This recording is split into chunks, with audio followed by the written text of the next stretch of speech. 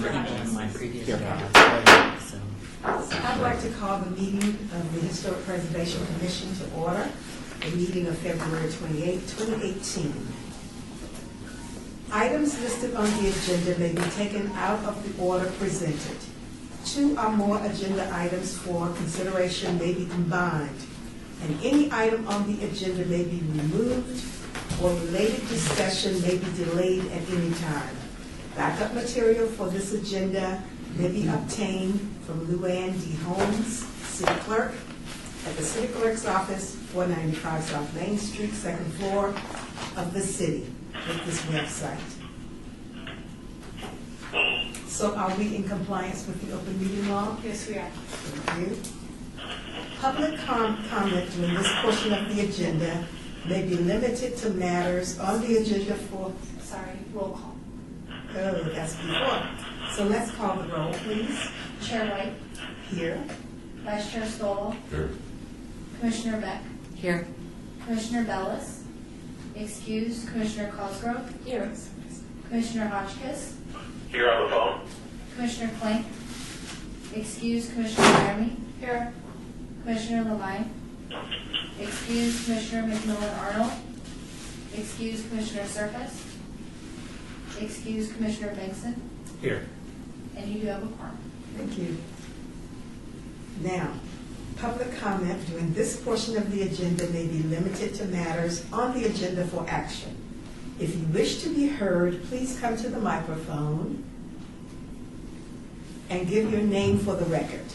The amount of discussion as well as the amount of time any single speaker is allowed may be limited.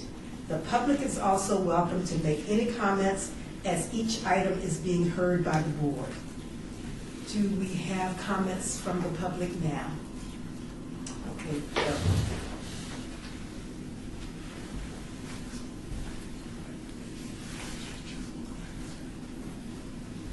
No? Okay. The minutes of the last meeting. I'd like to hear approval or a discussion on the minutes. I'd like to make a motion to approve. Second. All in favor? Aye. It carries unanimously with the chair voting. Item 5 is our first item for discussion today. Well, we have a full house today. This is wonderful.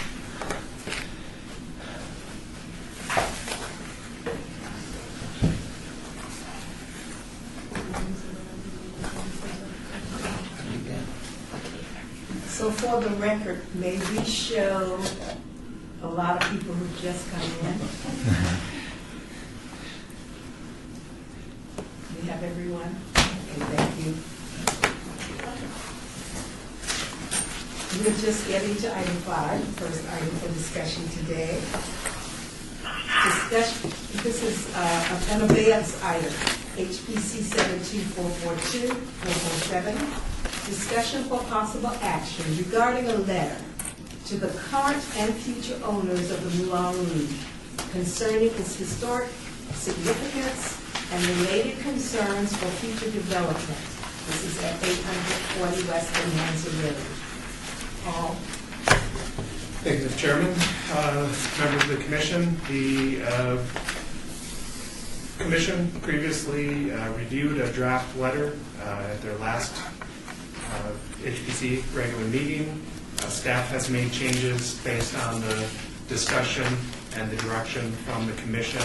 That draft letter is attached to the agenda and reflects those changes, and I won't belabor the issue anymore. So, are there any comments, discussions?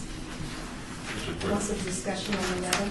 Second paragraph, second sentence, I'm not sure that we're covering in a short letter the entire history of the Moulin Rouge, just the fact that it was the first integrated hotel casino and played a pivotal role in desegregation of Las Vegas. I'm not sure we have to say its operation was brief. I mean, that's certainly true in one regard, but it was open for go to the next paragraph, it says in 1960, So, it's a much, what I think would strike it. so could we strike that its operation as such was brief? Only because that historic heyday period was so brief. But it opened many times after that and was open for business.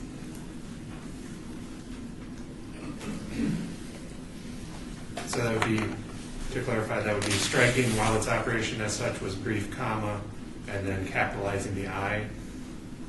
Or would Exactly. you, okay. Any other comments, any other changes? No, it looks like, Commissioner Larrabee, it looks like everything we talked about last time was updated.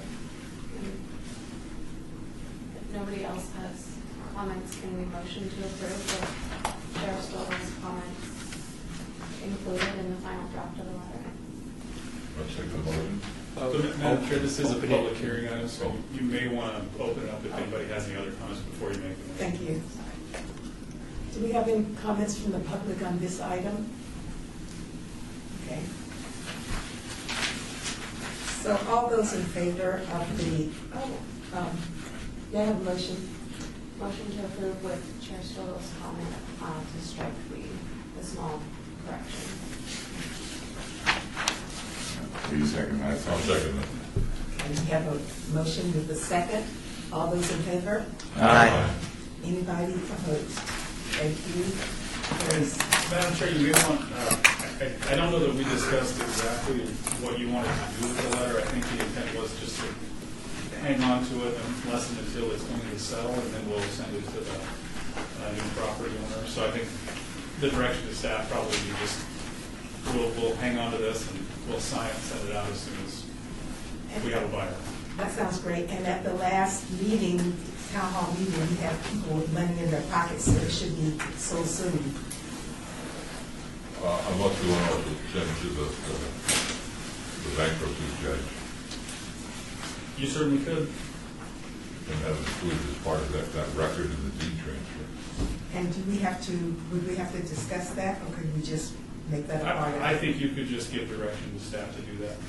Good, So Yeah. Noted. good, thank you.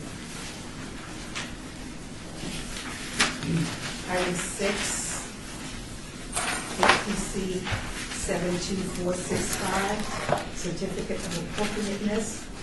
Applicant owner Samantha Jones. Discussion for possible action on a request for a certificate of appropriateness to allow an existing carport addition to an existing single-family dwelling within the John S. Park Historic District, 1253 8th Place. And this is Coffin's neighborhood. Paul, could you tell us more about that property? Commissioners, the applicant constructed a carport addition to the dwelling at 1253 8th Place without a building permit. Code enforcement issued a citation and required approval of a building permit, which therefore triggered the application for the certificate of appropriateness, as well as a application for a variance, which the applicant is currently in process of submitting for planning commission review. The home was constructed in 1946 in the traditional ranch style and is not a contributing resource to the John S. Park Neighborhood Historic District. The existing carport is constructed within 1 foot of the corner side property line.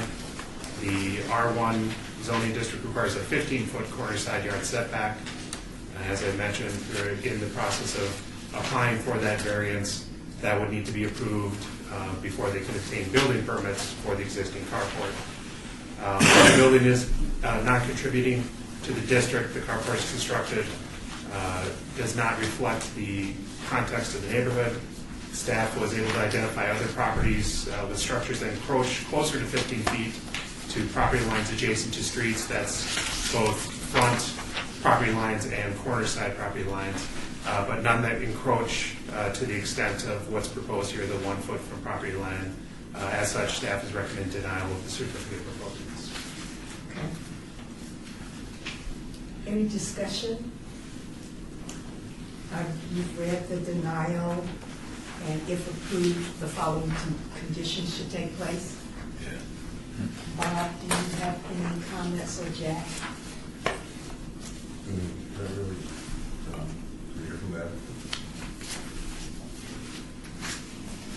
Please, if you would come forth and state your name.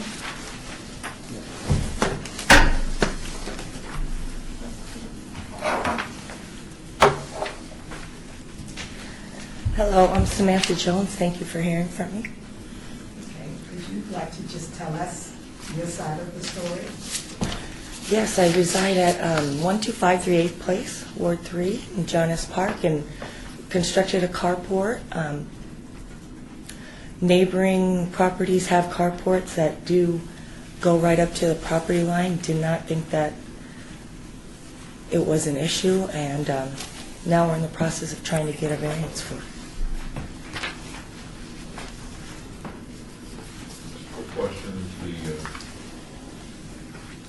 sure, hold on for the record, has does the Jonas Park Homeowners Association, have they weighed in on this issue? The neighborhood. The neighborhood association?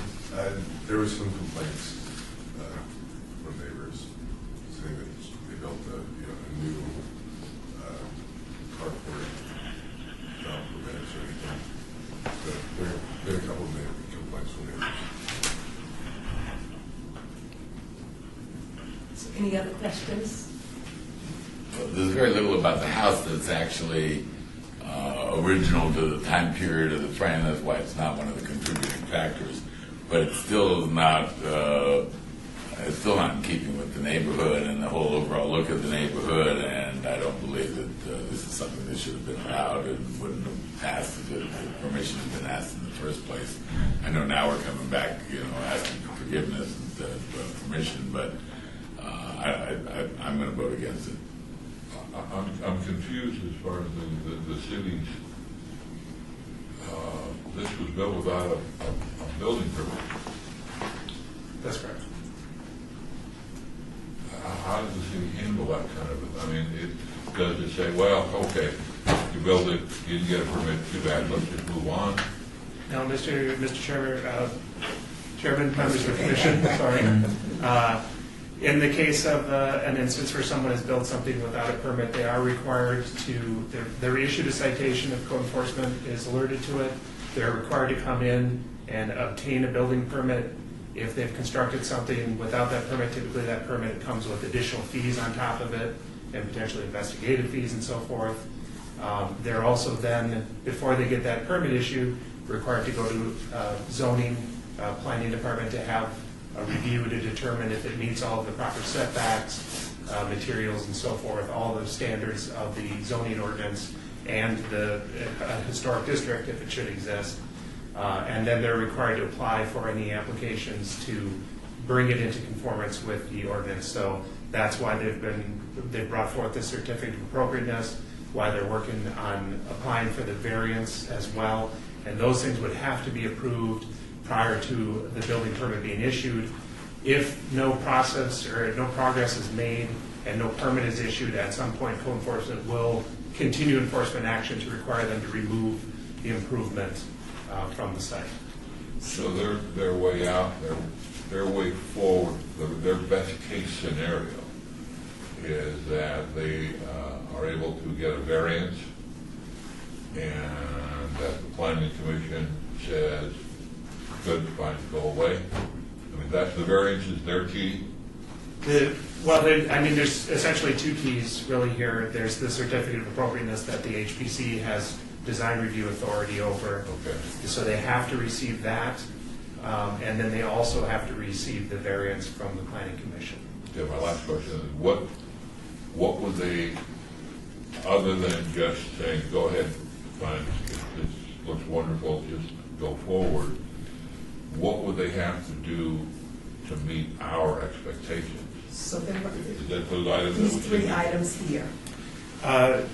Chairman, members of the commission, or chairwoman, members of the commission, I'm sorry, I'm going to get that right. Okay, good. No, the conditions that are put here are essentially more procedural requirements. if you were to approve the certificate of appropriateness.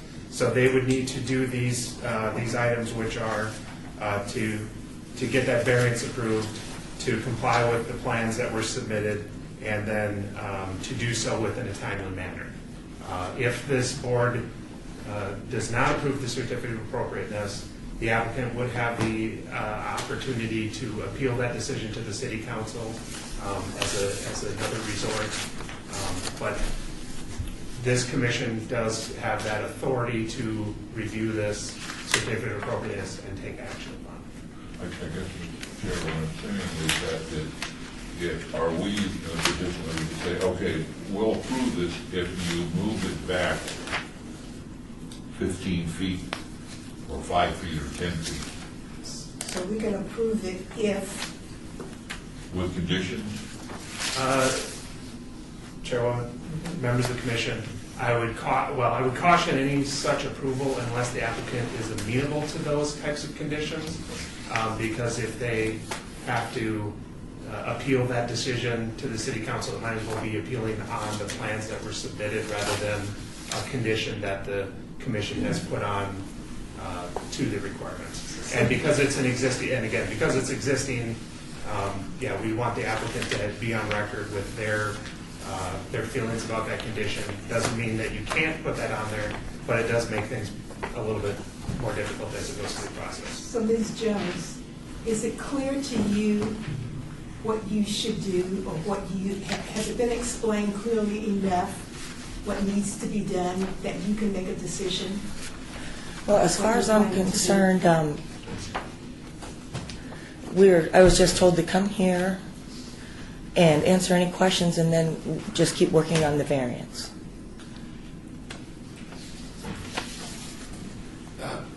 Madam Chairman, If you would state your name also. my name is Frank Jones. I also reside at 1253 East Place. The house is only 14 feet from the fence, so 15 feet is not possible unless you move the house. You can ask for a variance for that. It's just, this is enormous carport, 32 feet long. But the thing is, the house right behind us goes right to the street, and it's a corrugated type of unit. Looks terrible. This carport looks very good, and we have had no complaints from any of the neighbors. In fact, they like it, and they like it, and they're trying to get some of their own. So it's not an eyesore. It only sits about 3 feet above the fence, and the fence is nice. No blockage around the corner or anything like that. No, I understand. Yeah, you guys have a beautiful home. You know, I drive by it all the time. It's just the fact that you know, I mean, I don't know if it's appropriate for just with the Conservation Commission, but you know, I mean, it would be clear that you needed a full permit and that you would have went through the process ahead of time. Yeah, I think that's the issue, that if you had gone through the regular process, you wouldn't be in this position that you are now. Yeah, I understand. I understand.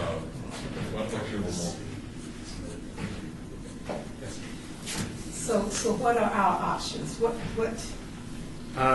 Commissioners, the options here, you can choose to approve it, you can choose to deny it, you could choose to approve it with conditions. But again, I would caution the commission that if you approve it with conditions that the applicant is unwilling to meet, that's really not an avenue that solves anything for anyone. You could also obey it and ask the applicant to consider other options.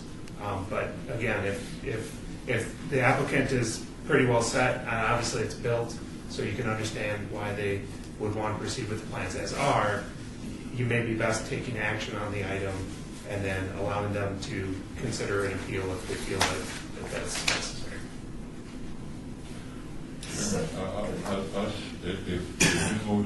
If we approve a motion to deny, this doesn't slow their process. They already have a variance plan that they're going to go forward and they could appeal the planning and therefore the city council. So we're basically, in one sense, a recommending body. but not the final authority. The final authority, of course, is the city council, and before that, I believe, is the planning commission, correct? Yes, to back up, if you deny this certificate of appropriateness, they would have 10 days to appeal it to the city council. We would need city council action before the planning commission could hear the variance request. Okay. So we'd have to look at the timeline to figure out exactly where that falls in the calendar, but that's the process. If you were to deny it and they were wanted to pursue it further rather than remove this structure. My original question, I wasn't clear. This really, we vote to deny, they don't have to go back this afternoon and start dismantling it. Okay, so they're not going to take it down. So what are their options if they're not going to take it down? If they're not going to take it down, this commission takes an action today. If it's approval, they go forward with the variance application and have to have that approved by the planning commission before they can get their permits and kind of take care of everything, have the inspections final, and be done with it. If this board denies it and they still want to keep it, they would have to appeal that decision to the city council, have that approved, and then go to the planning commission, get their approval, and then get their building permits, get their final inspections, and then they'd be done. Have you gotten any response? Have drawings been submitted to the building department? No, they have not. We met with the variance gentleman yesterday, and he said that we have to get engineering plans, and we'll go ahead and proceed with that. So engineering plans for a building that's already there that they don't plan to take down, right? The goal is to not take it. Yeah, the board. Right. Unless they're made to. I guess my concern is it appears that they may have to do some modifications to it Okay. to meet building codes. So there may be the opportunity to adjust it in order to meet building codes. But that's certainly up to the city planning or city building department. And commissioners, I will review with the planner who did the pre-app on the variance to find out if the building department attended and make sure that all of the issues were considered at that time. So if there are building code issues that they are going to need to address, we want to make sure that those are identified ahead of time. So, Such as footings and the fact that it appears as though there's wood in contact with the earth. right, which I believe was covered in any, because it's encroaching within 3 feet, any fire code issues that might be attached to it in any way, we'll want to make sure that those are all covered before the variance goes through for certain.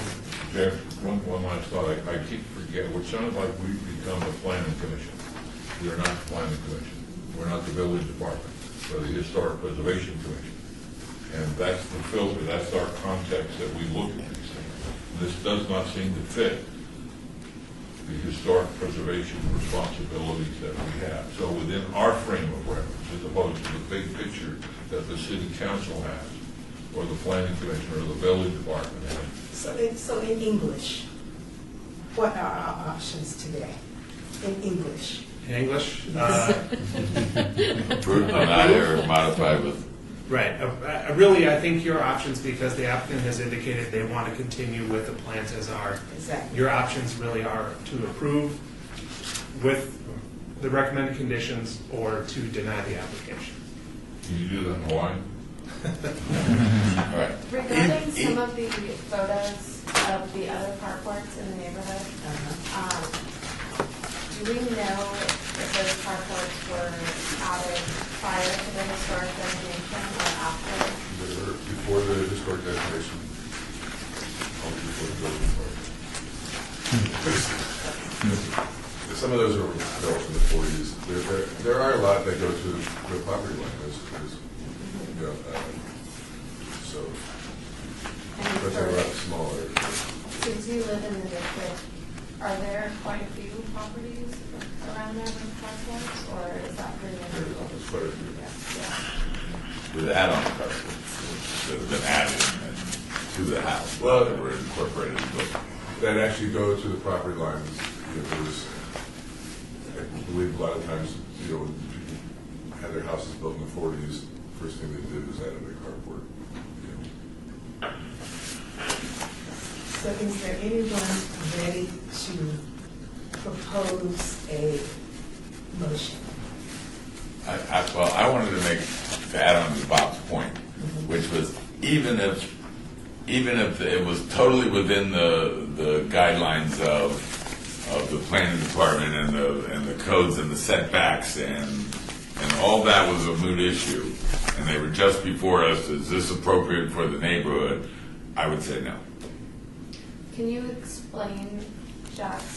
I understand your point from looking at these photos and the architecture, but in looking at the other carports and listening to that, there's quite a few add-on carports. Why is it not in the context of the neighborhood then? Because, well, architecturally, I don't think it matches the house in style and design in the first place, but even though it's a non-contributing factor, it doesn't, I don't think it contributes to the look of the neighborhood. It doesn't contribute to the historic feel that we're trying to maintain in the John S. Park neighborhood. I think it's just a big, white, clumsy eyesore that disrupts the view from two different streets. Sir, it doesn't obstruct any view. It does not obstruct any view. You've got 30 feet to the corner to make the turn. There is no obstruction whatsoever with this carport. Either direction. Well, I didn't mean it sits on a little street that's just a place. It goes here and there, and it's on the corner. It does not obstruct anybody's view. Well, from sitting in a car, no, it probably wouldn't, but it's just... No, it doesn't. Looking at it from the neighbor's house, it doesn't obstruct anything. Why, even if they're existing ones from the 30s or the 40s and the 50s, if we approve this, we're now setting a precedent that this is, the Historic Preservation Commission says you can build a carport with or without a permit all the way up to the street. No, it doesn't go to the street, sir. It goes to the fence. There's another 8 feet from the fence to the street. Excuse me, sir. Madam Chairwoman, if I might, I want to make for the clerk, sir, we can't have that kind of direction. So you're more than welcome to speak, but you need to come up to the mic and you need to identify yourself every time you speak so that we can make the proper record. Additionally, when you do speak, if you could speak to the chair and not directly to a commissioner, it's a procedural thing. I would appreciate that.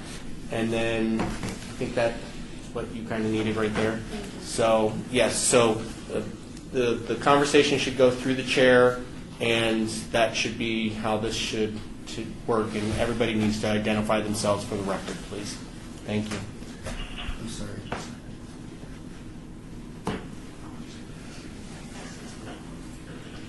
This is Bob Ellis.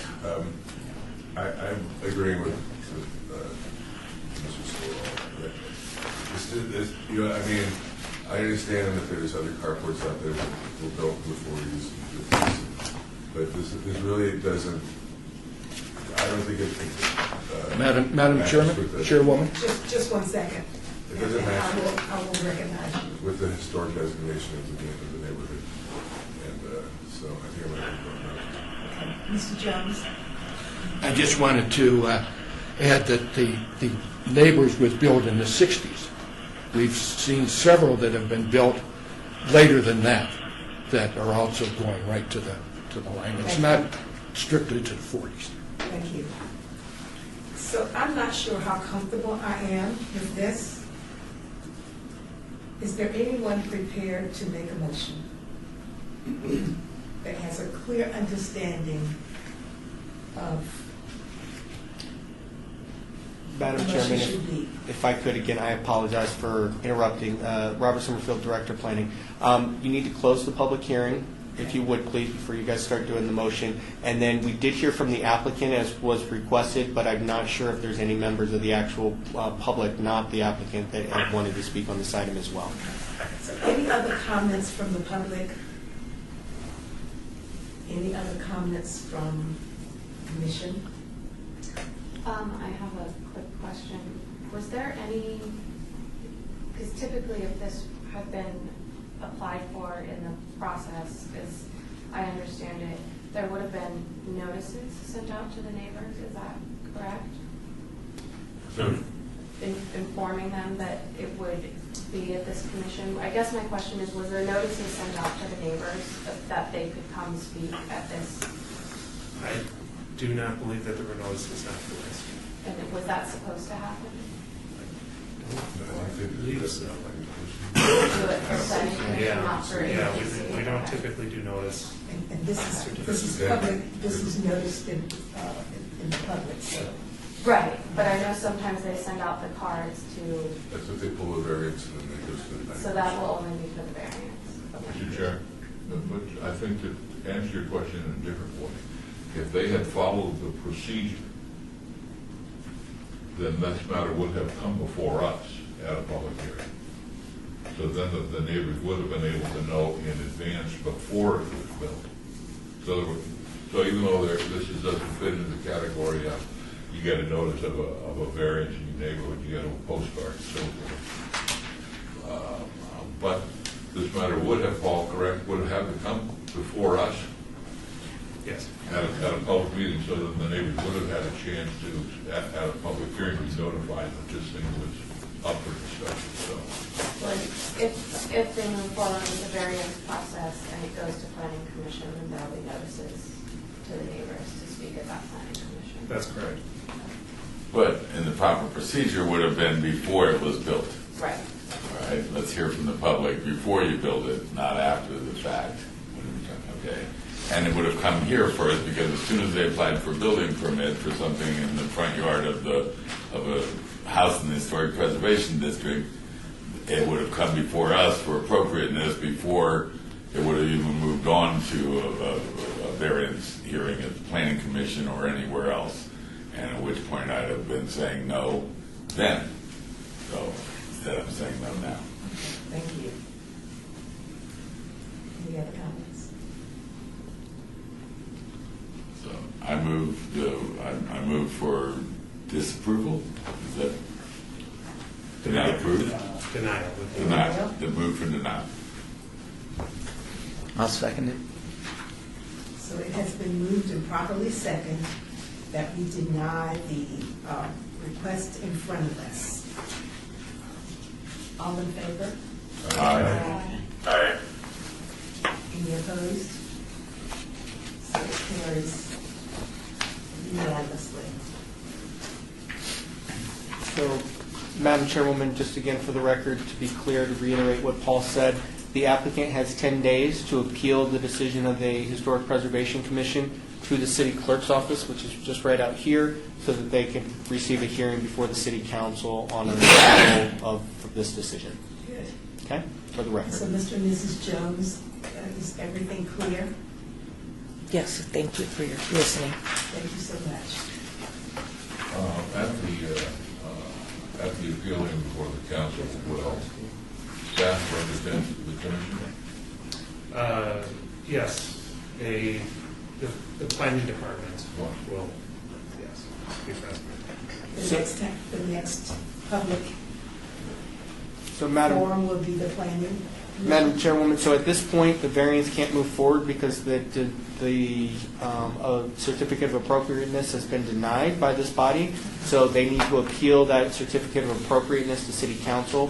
If they do in fact do that, which it sounds like that's likely their next step, as a part of my presentation on that appeal, as the representative for the Planning Department, I will indicate basically this record, that at the February 28th HPC meeting, the Historic Preservation Commission denied the certificate of appropriateness as a part of that representation. Then the council will have their discussion about whether or not to approve the appeal or not.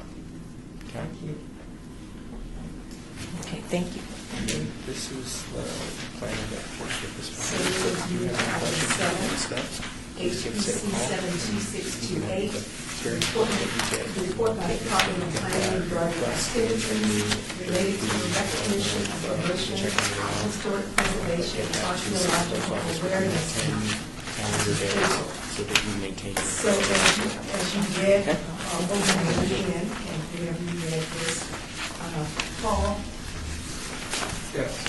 Madam Chair, Commissioners, each May the Commission celebrates Historic Preservation and Archaeology Awareness Month. We're keeping this item kind of coming up on the agenda to make sure that we are thinking ahead of this and taking any actions. I haven't received any comments from commissioners about anything that they'd like to add necessarily to this month. So we want to continue on with the program as is, at least. So staff compiled a list of the previous award winners for the annual awards for excellence in historic preservation. That is included in your backup, as is the criteria for those awards. So Paul, I really appreciate this. This was very, very valuable. As you read over your packet this week, did you come up with any nominations that we'd like to start thinking about and placing? Names? I have one Okay, go ahead, please. Heidi Swank. I have her as well. For advocacy? Yes.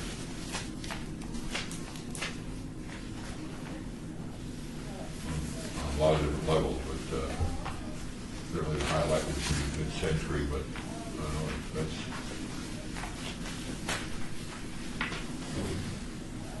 Anyone else in that category, advocacy? I remember right now, I wouldn't have advocacy. So I don't know if this applies, but education, I have writer's block, You couldn't come up with it? the writer.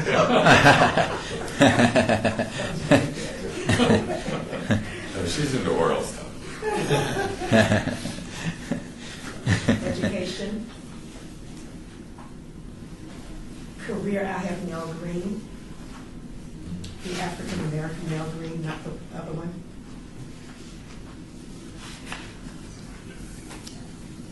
Is there an E at the end of that one? Pardon me? That green, is there an E at the end of it, or just green? I think it's just green. I don't think there's an E. But we can look at the article in the newspaper this morning to make It sure. was in 2016. Yeah, but that was the white number, and this is the black number.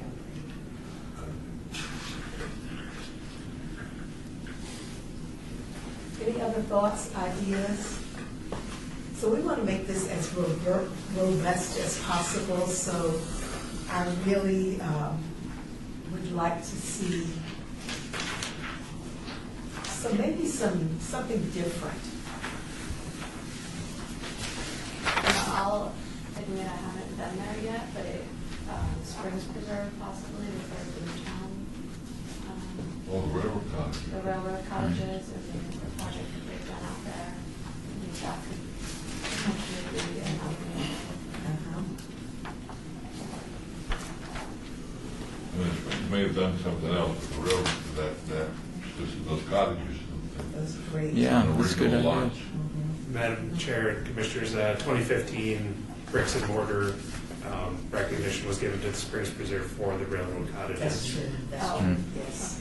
Okay. Had it open then? No.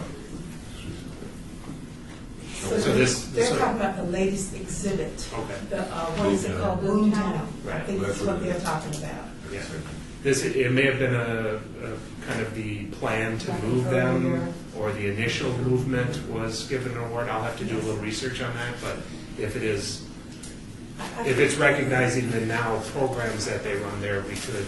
Well, but maybe 15, it was just, may have been what the plan were for the cottages, but since then, they built the railroad depot. Right. And a whole series of, Yes. and they created, I think rather than railroad cottages, it would be Boomtown. Yes, the whole Boomtown land. Is there an issue with putting forward a specific employee of the city? Under which career? What do you think? Sam Tolman. Oh, You know, he's been involved with the courthouse and Neon Museum, what side? West Side School. West Side School, yeah. I think he's represented the city extremely well. So these are all ideas that we are. So anything for brick and mortar that anyone would like to suggest? Well, the boat town, is that brick and mortar? It also could go under education maybe too, if we have a conflict. Oh, okay. I think we can have more than one. If we look at past years, 1914, we have career IC 2, 3, 4, so I think we can go beyond that. I don't know if these people fit any category, but we have two of the most famous sign painters in the city, Mark and Rose Otis. That'd be the career category. Leather. All of that.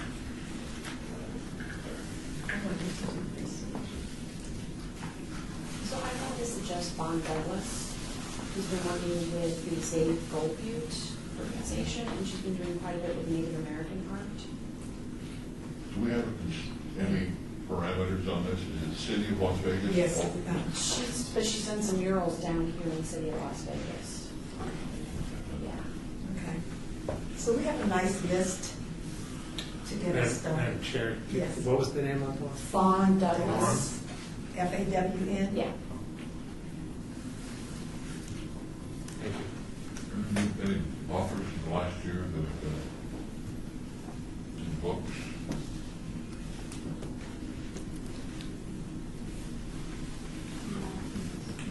And would Alan Hess in any way fit in? Definitely. Dennis McBride did it in the LGBT community. Oh, Dennis McBride, sure. Oh, he would be a great one.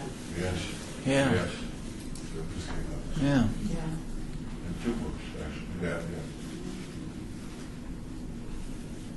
good idea.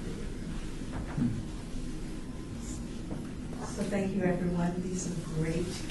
Madam Chair, Yes. Members of the Commission, I'm just going to go through my list to make sure I got Good, everybody. yes. Yeah. So I'll just go with the names, not the category necessarily. So Heidi Swank, Writer's Block, Mel Green, Springs Preserve, Sam Tolman, Mark and Rose Otis, Fawn Douglas, and Dennis McBride.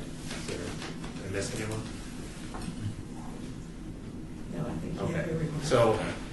So I'll return next month when you actually consider designating these awards with that list kind of fleshed out, different categories and so forth. And then we'll have a discussion just about that, have that open to the public if public were to have anybody that they wanted to also present as well. So. And I didn't open it to the public yet. Do we have recommendations from the public on this item? Okay. A question on the, like in the bricks and mortar or even any other category, is the time frame that we're dealing with 2017 and we're honoring backwards, or is it from last year's Historic Preservation Month to this year's Historic Preservation Month, or? So we know that if it's brick and mortar, probably yes. But we also know that when we give career awards or education awards, those usually span decades. Am I right? Madam Chair, members of the Commission, our criteria doesn't specifically say it had to be in the last year for the bricks and mortar. So I think if you stretched that a little bit, it probably wouldn't be a bit. I don't think we want to start going back retroactively into the past to do bricks and mortar projects. But there may be some leeway there, again, for the Commission to determine if there's leeway there or not. I would nominate this property just finishing. I mean, it's getting its final landscaping today. It's 1701 South, 8th place, corner of 8th place in Oakland. All right. What is it? U. Lautner, U. Taylor, Minbot house that's been redone. 1701 8th place.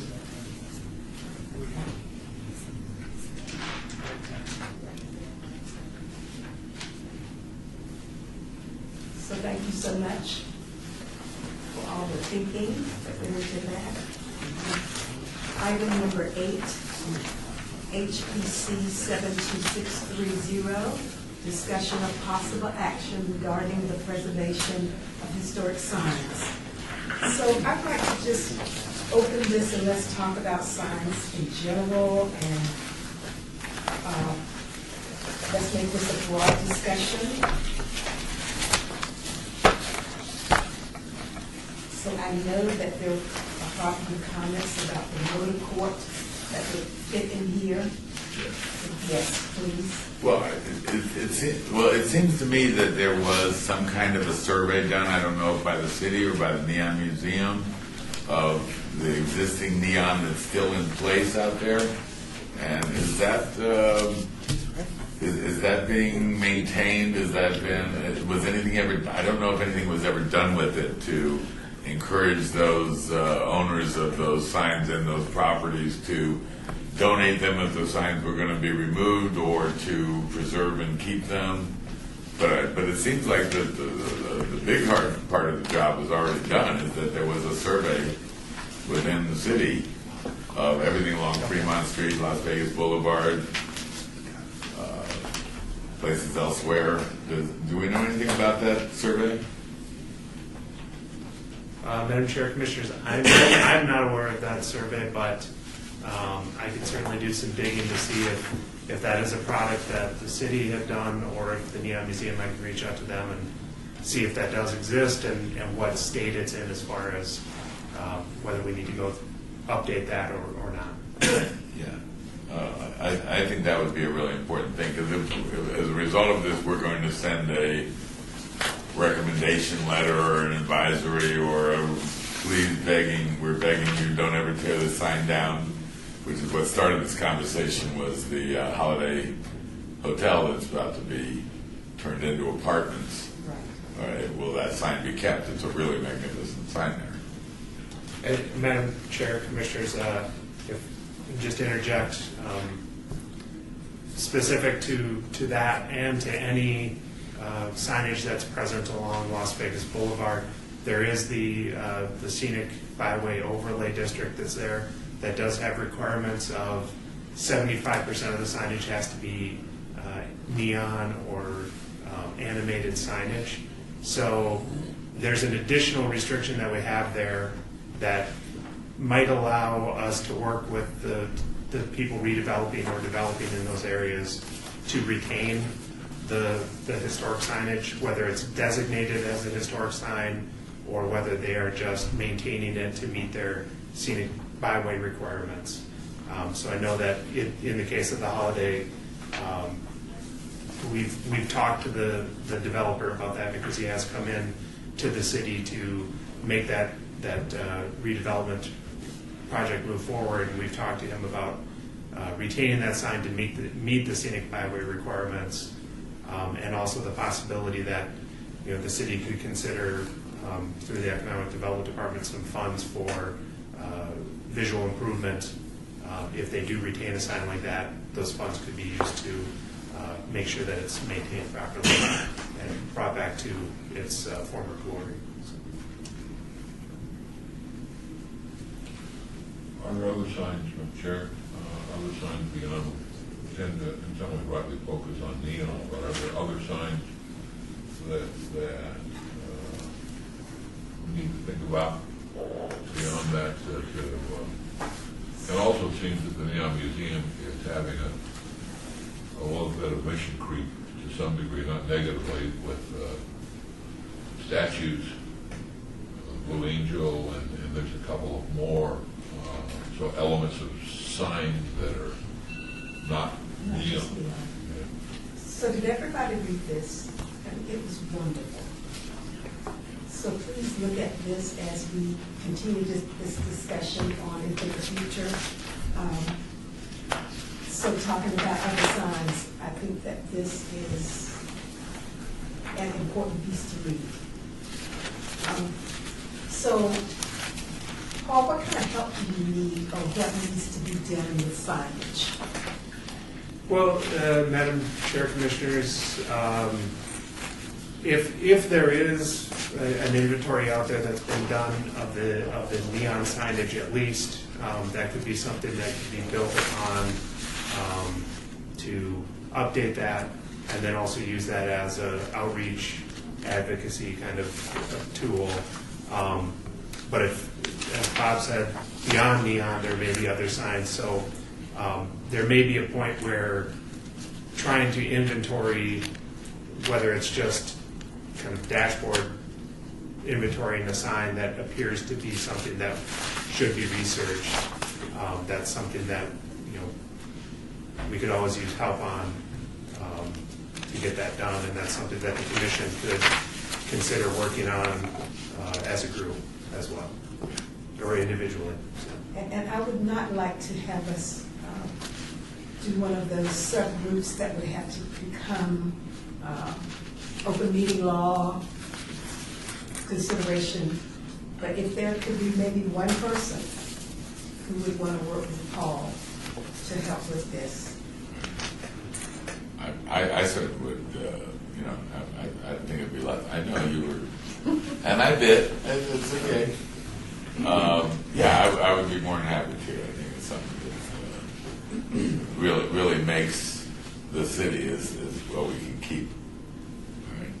And I would say too that any work that's done to inventory these things would be something that would feed into future survey plan, master plan element, anything that the commission puts together. So it's, again, another basis for us to demonstrate that the commission is proactively identifying resources so that we could kind of take that next step in preservation. Sure, what I was referring to was that within the city itself, over the decades, the sign change that the city has placed up. I don't mean historic.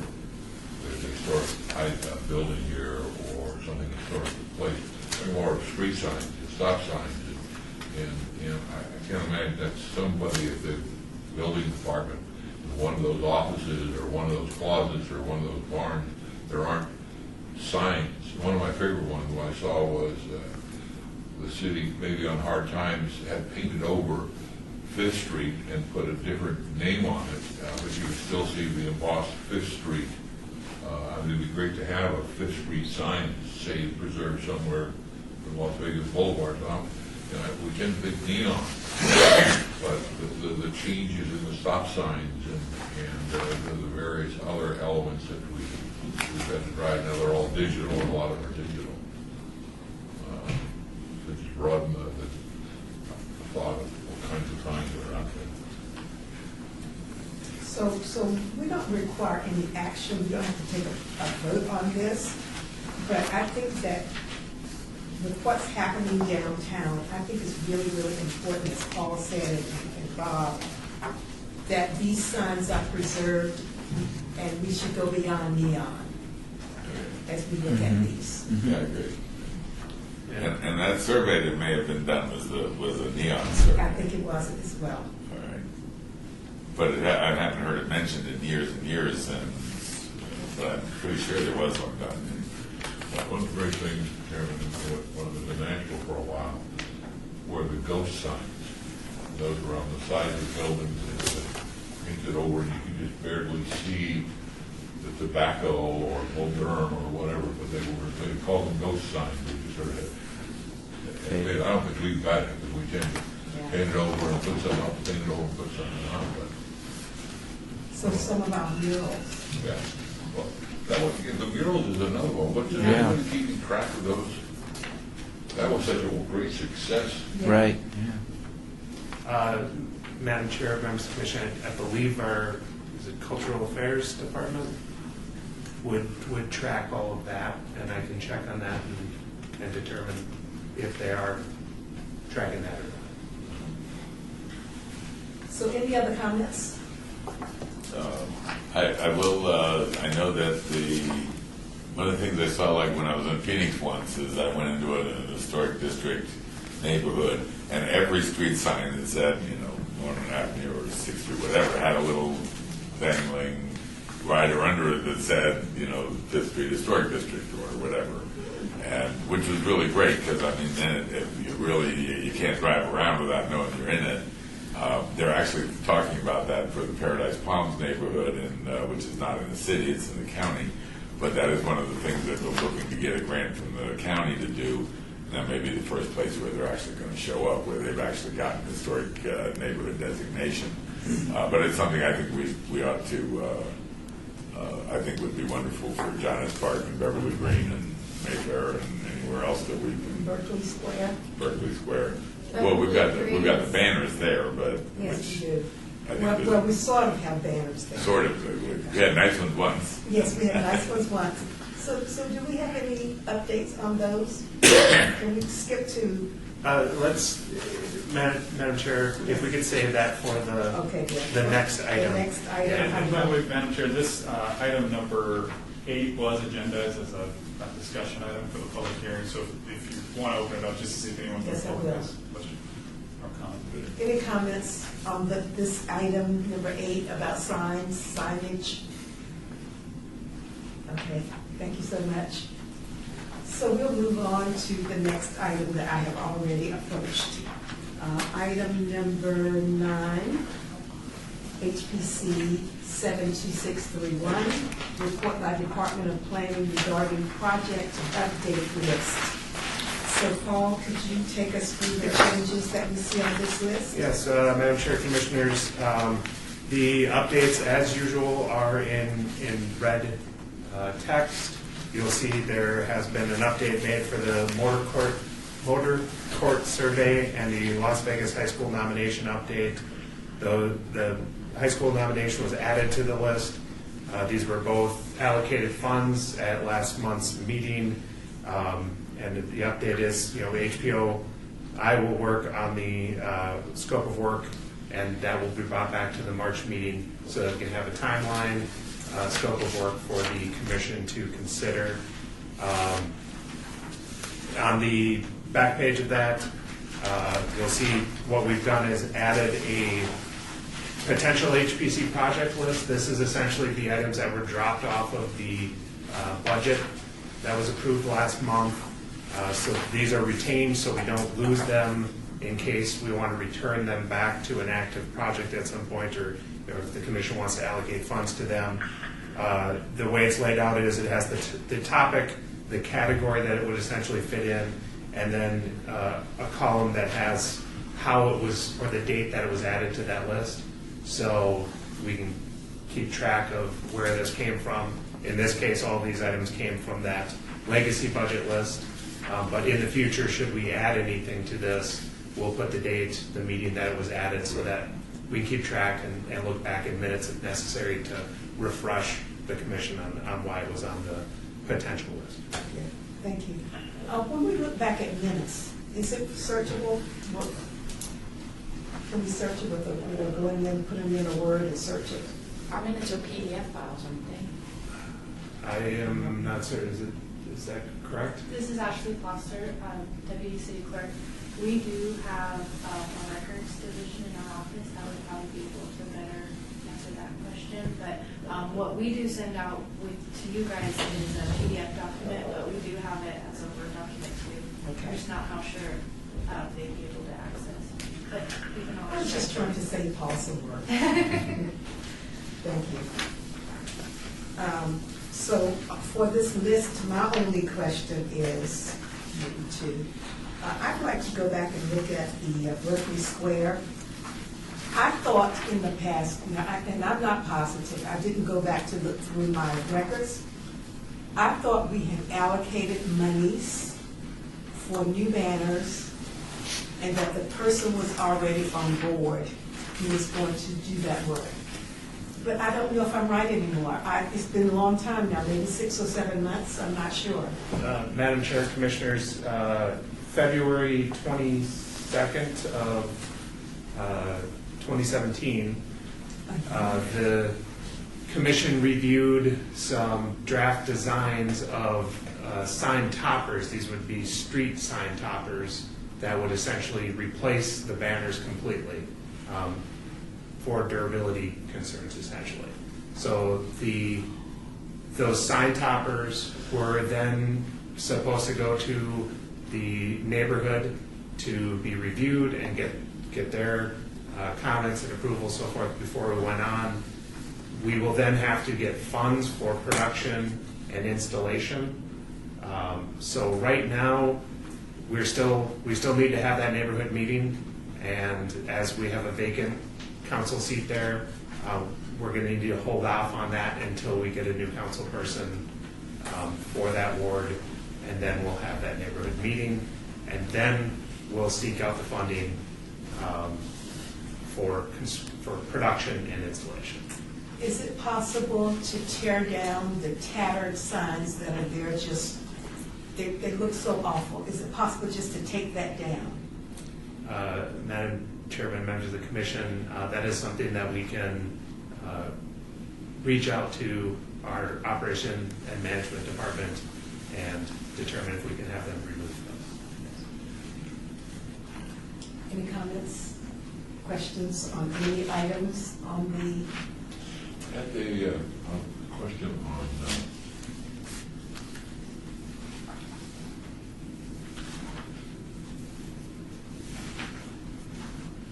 motor court. In March, what's going to be presented? Will the board be able to take action and then really get the ball rolling on these two, high school and motor court? Madam Chairman, Commissioners, at that point we will have a schedule, a timeline. We will have at least draft scope of work for the commission to consider, and then we will go out to secure a consultant for this. One last thing I want to show you, high school stuff. Before James had departed, or still with us, the issue of Las Vegas High School and their plans, long-term plans, to upgrade, change the historic site. We've got to put together something for us that didn't just deal with the high school, but also dealt with all the items that are on the city's historic preservation list. What jurisdiction this commission has over, say, specifically the Las Vegas High School. Before they change a building or tear something down, do they need to come before us? And he was going to put together legal precedents or find out what that was. Sure, and I'm happy to follow up on that. I do know that Las Vegas High School, and Robert can probably correct me if I'm wrong, but they're a little bit uniquely situated in that they don't have to go through the typical planning and zoning procedure that a privately owned site would. Is that correct, Robert? That's my understanding of that. And I don't have a lot of history on Las Vegas High School, but that's my understanding. So, Madam Chairwoman, through you, yes. So there is, with the school district, there are, they have some unique rules with regards to building permits and zoning. Because they're not citing a new school, the only zoning power that we have over schools is that they have to come forward for a special use permit when they cite. That's a statutory requirement. Otherwise, it's usually more of a courtesy that they come through the city for entitlements to do stuff. Now, again, we work very well with the school district, so that's usually not an issue for them to come through. This is a very unique situation because we don't have historic districts else. This is in terms of active schools. I don't think we have any other active school that actually has a historic designation. This is very unique in that nature. So we may want to have some additional conversation to determine about the actionability of the historic designation with anything that they're proposing. But to my knowledge, the school district has been trying to be more cooperative with us. And I know the Ward 3 council person has also been very insistent that even if they don't have to comply with our zoning rules, that they still make that good faith attempt to come in and work with the city on the redevelopment of the school. Sure.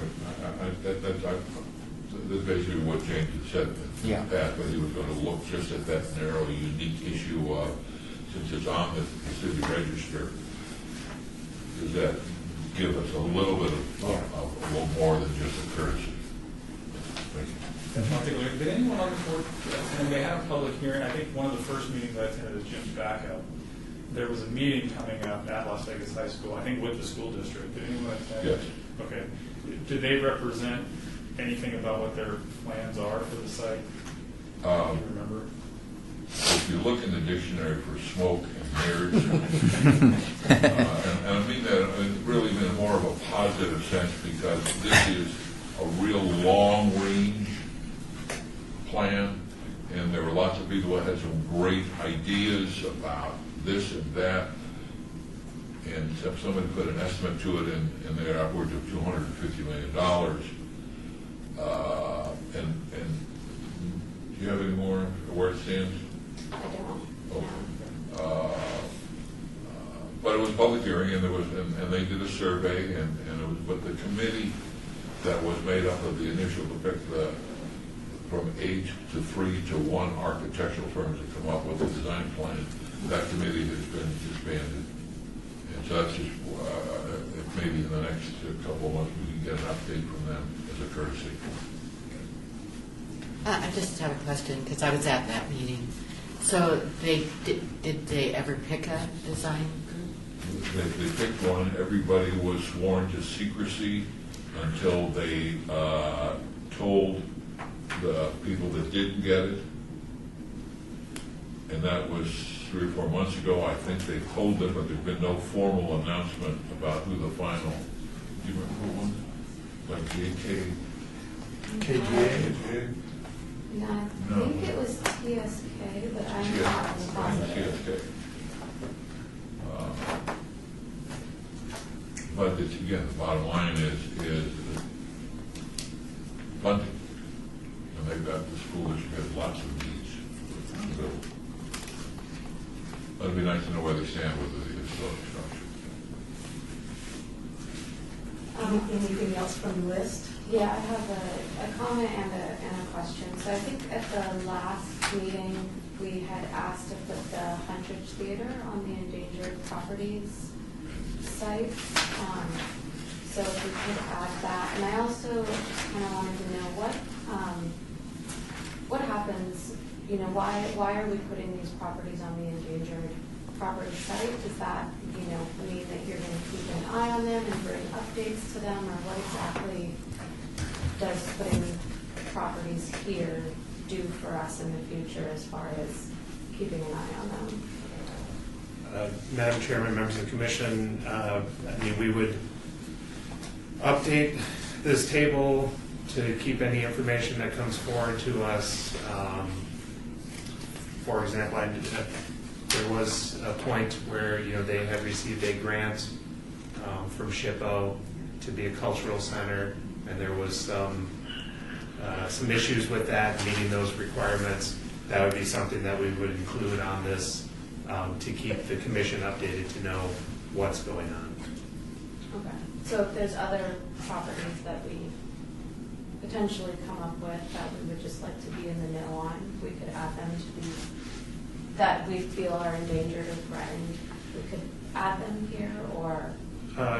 Madam Chair, Commissioners, I think it would come down to identifying what endangered really means to the commission as far as, I mean, if we have actual development considerations coming forward on it.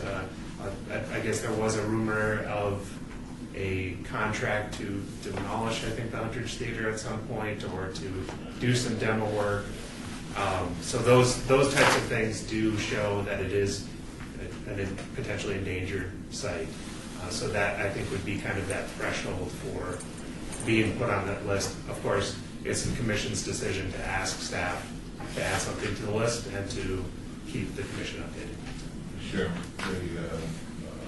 There will be an update presented on the Huntridge on April the 21st by SHPO, to the Commission on Cultural Affairs and Historic. It's my understanding that the Huntridge has now failed to test on-site inspection, so that if we get a copy of that report to this board. And then secondly, I think you asked the question I was looking for with the Fitchburg Hotel. We will get notice of these if a demolition permit is the city department that issues the permits, are they aware that we would like to know the Victory is going to be torn down and the Hunter is going to be torn down? Madam Chair, Commissioners, that's something I'll have to work with the department to determine exactly how we would handle that. They're not designated sites, so there would be no review required by the Historic Preservation Officer. However, we can probably set that in our system so that I'm alerted. We wouldn't be able to hold that demolition permit for any reason, but I guess I could alert the commission if that. We should tell them they're both on the National Register, or at least the Hunter is on the National Register. Tell them that, rather than just stand and move forward. I will review our procedures within the department to verify that whether it's nationally or locally designated, that I'm alerted to it so that I can let the commission know that it's correct. Thank you so much. Yes. I remember a previous discussion about these demolition permits, and they go pretty fast, wasn't it? That people could pull them in the morning, Demolish it now. in the afternoon. So, is that still the same way? Absolutely. The last demo permit that I was alerted to, I sent Sid Noyce to go take pictures of the site, and it was already done. So it can move very fast. And it moves that rapidly if it's historically designated as well? Yeah. If it's locally designated, the commission would review that demolition permit, so it would not be issued. Of course, If it's the ones that are on the local list are like the underpass and courthouse. I mean, nothing that's going to be really torn. I don't think there's anything on there other than But the Huntridge is on the list. national. It's only on national, yeah. Why can't we get it on the city list? Does it require property owner approval? That's the last thing they want. Yes.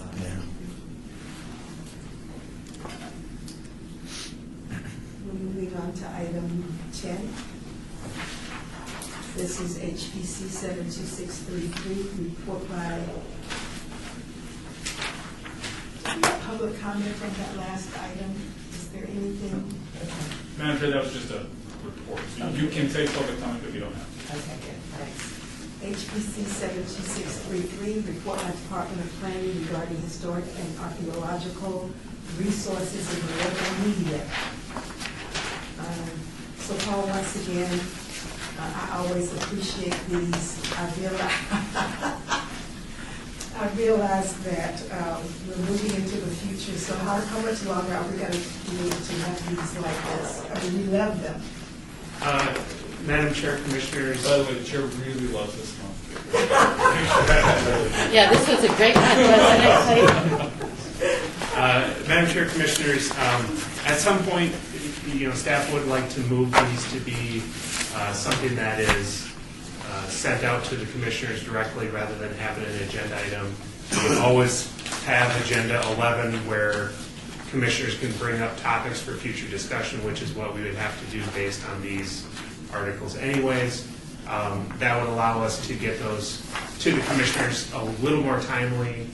And so that's something we may look at doing, but we won't make any change with that until we've discussed it with the chair and the commission if necessary. So that's something to look forward to as we move towards fully electronic packets and getting everyone their information electronically. So. Wonderful. Well, we appreciate it, so thank you. So item 11, HPC 72634, discussion regarding topics for future agenda items by the Historic Preservation Commission. Comments made during this portion of the agenda by individual commission members shall refer solely to proposals for future agenda items, and for any discussion shall be limited to whether or not such proposed item is or within the purview of the commission, and is or whether such proposed items shall be placed on a future agenda. No discussion regarding the substance of any such proposed topic shall occur and no item shall be taken, no action shall be taken regarding the proposal. So are there items for future agendas that you would like to see? Madam Chair, I took a couple of notes on some that I heard during the project discussion. Okay, good. And I think it's probably appropriate to this item. Berkeley Square, the question was what can we do with the existing banners while we're waiting to replace them with new ones. I think it might be helpful to have Paul invite someone from OPM or Public Works to come in and talk to you, or well, do a little research in advance first of all, and then tell you what they can do with those signs while we're waiting to replace them with new ones. So I think that's an item that I think I heard you discussing about what to do. Wonderful, yes. Took the words out of my mouth. I would also like to propose us, maybe not next month, I don't know which month, but to invite Derek Stevens in just to see what his vision is for downtown, since he's working with such old buildings. Maybe a letter to him later on, just to let him know that if he's going to tear them down, or as he's tearing them down, what we'd like to see if possible.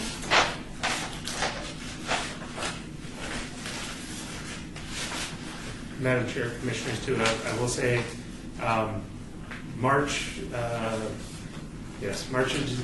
agenda, we're going to try to keep as light as possible because we're going to have a representative from SHPO in attendance. So, and I say that because there are other things that the Commission has asked for to be on a future agenda item. They're on the list, and we're going to get to them as we have time, and I'll work with the chair to get those brought forward as the time available. Is SHPO's coming for, they're just sitting in, or are they making a presentation, or? They'll be observing the meeting and then making a presentation, a brief update, sort of training session on any changes and just kind of standard commission authority and procedure and so forth. So, yeah. And then we can also discuss with him future training opportunities that he may be able to provide that the commission might want to consider, whether at a work session type of setting or a future meeting. So we want to be prepared and have read everything in our packets so that we can discuss it lively and as if we know what we're doing. Just like every meeting. Just like every meeting, exactly. Any comments from the public at all? So the last citizen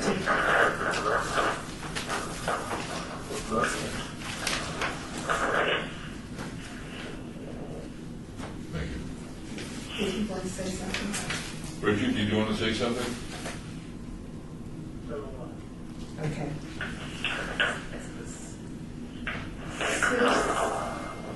Citizen participation. Public comment during this portion of the agenda must be limited to matters within the jurisdiction of the board. No subject may be acted upon by the board unless that subject is on the agenda and is scheduled for action. If you wish to be heard, give your name for the record. The amount of discussion on any single subject, as well as the amount of time any single speaker is allowed, may be limited.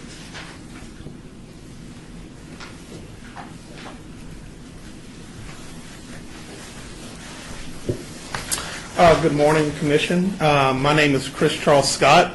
I live at 200 West Sahara, number 807. And beside me being a resident of Las Vegas, I'm also a documentarian. I'm a documentarian that specializes in history projects. My project last year in Louisiana won the 2016 Louisiana Documentary of the Year by the Endowment of the Humanities. And I'm here to let the Commission know about a project that I'm doing here in Las Vegas.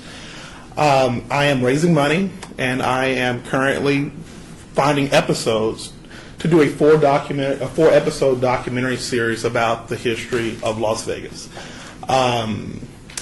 I was at the Churches of Southern Nevada. They do a breakfast on the last Wednesday of every month, and I was there this morning. And I was sitting next to a lady who had just moved here about a year ago from Denver. And I said, "How do you like it?" She goes, "I love it. Most people don't know about the real Las Vegas." I am going to remedy that. I'm not looking for the traditional stories that have been tried and tested and done over and over and over about Las Vegas. I'm looking to get into the weeds and to get the real stories. I've reached out to 2 historians who have already signed on to be my consulting historians on this project, Michael Green at UNLV and Mark Hall-Patton at the Clark County Museum. And I'm looking for 2 additional consulting historians because we want to make sure that our episodes are interesting and we want to make sure that they're also historically accurate.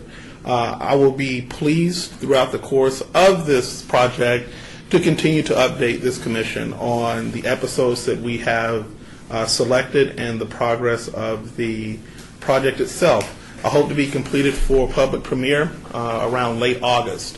I do want to give my information because I do want to sit down individually with those who are interested in history here because I am trying to find stories. I mean, those hidden stories that no one really knows about.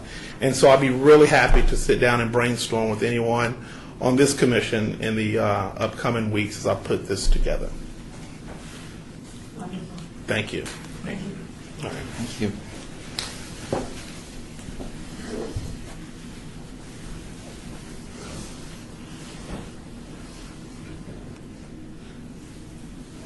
Okay. So I think that we adjourned.